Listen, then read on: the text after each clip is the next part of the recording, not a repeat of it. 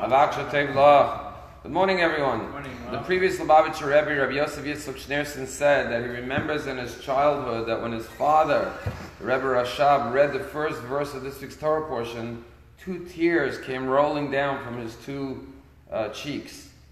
And the question is, what is so moving and inspiring that created that emotion of tears from the eyes of the Rebbe Rashab? So what is the opening verse? The opening verse is the first words of Hashem to Avram Avinu. Lech-Lecha, go to yourself from your land, from your birthplace, from your father's house to the land that I will show you. Simply read, it's the first instruction to the first Jew at age 75. Go to the land of Israel. Go on a journey. But obviously there's much more to this verse, a much deeper personal, psychological message that's being taught to every single Jew, and by extension to every single human being. And perhaps because it's the opening words of God to the first Jew, it's the most all-inclusive life message that we all need to learn. And it's spoken to Avram Avinu. And the way to uncover what the message is by looking at 2 questions in the verse. The first thing is, simply it should have said, Lech, go from your birthplace, from your land, from your birthplace, from your father's house. What's the extra word? Go to yourself. Second question is, the order seems to be reversed. It should have said, leave your house, then leave your birthplace, your community, and then leave your country to the land of Israel. Why does it say first leave your country, then your birthplace, then your house? If you already left your country, you surely left your birthplace, you surely left your house. And so the answer given is that Lech-Lecha means go to discover who you are. It's not just a geographical journey to another country. Lech-Lecha, it's an inbound journey. Every human being is on a journey in life. You know what that journey is? To discover who you are. But in order to discover who you are, you have to leave your country, then the more intense challenge to leave your birthplace, and the ultimate challenge to leave your father's house. So who are we? We're human beings. Notice that we're called human beings. We're not called human becomings or human doings. We have this false notion that to be worthy, we have to do something. We have to achieve something. That's what society tells us. Make something of yourself. And a lot of times we attach our self-worth on what we've accomplished or what our successes or failures in life were. And that's a skewed perspective of who we are. Shabbos is the day we're not allowed to do anything, we're allowed to create, because it's the way we truly discover our self-worth. So every one of us has stories that we tell ourselves. It's the stories we learn from society, the stories we learn from our birthplace, our teachers, our friends.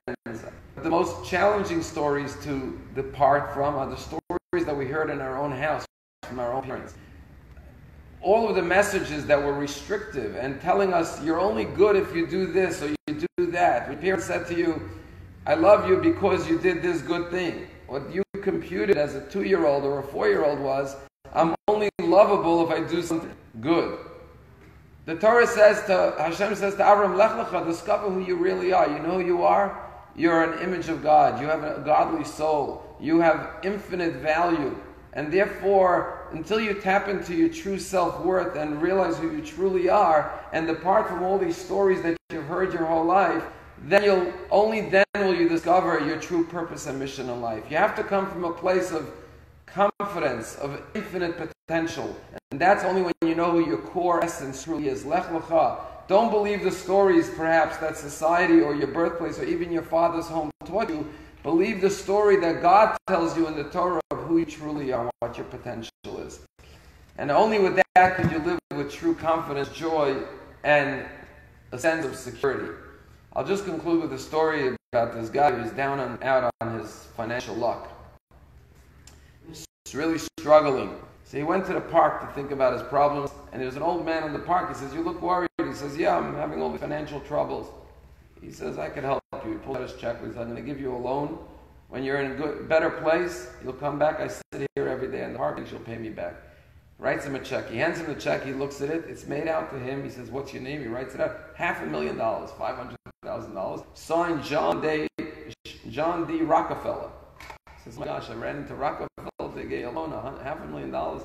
He runs back to his office full of a new burst of enthusiasm. He says, you know what? I'm going to see if I can turn my business around. Maybe I don't have to use the check. puts the check in his safe, he starts doing deals, renegotiating, restructuring. Sure enough, his business turns around, he's doing great. Goes back 6 months later to the park, finds the old man, he says, listen, turns out I didn't need the check.